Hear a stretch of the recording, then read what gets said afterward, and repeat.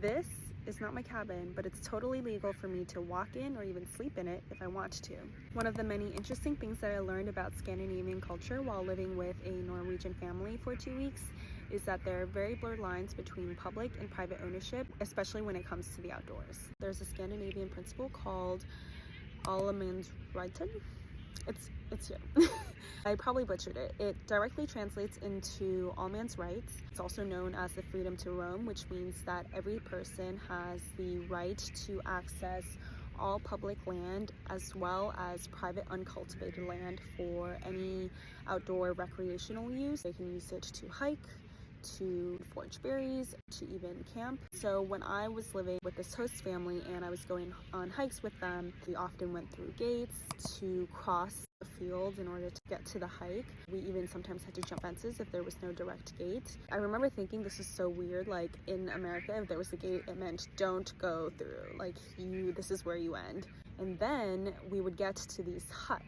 These are cabins that are privately owned, usually in very remote areas that require like 3 to 4 hours of hiking. These cabins are passed down through generations and are meant to be weekend or holiday getaway to slow down and kind of just return to your humanly natural roots. They often even house outdoor gear like canoes or fishing gear, fire logs, things like that. They're still often left completely unlocked, especially in remote areas. Neighbors and friends of the family just walk in and even stay in there if they'd like. I know that different areas have different protocols for it, but usually you can just contact them through WhatsApp and then also just send them some amount of money that they post on the door. Usually it's about the equivalent of $20 or $30. Obviously this only happens in these Scandinavian countries because they are such high trust societies, but it's just so interesting to me as an American to see what an alternative could look like to the American ideals of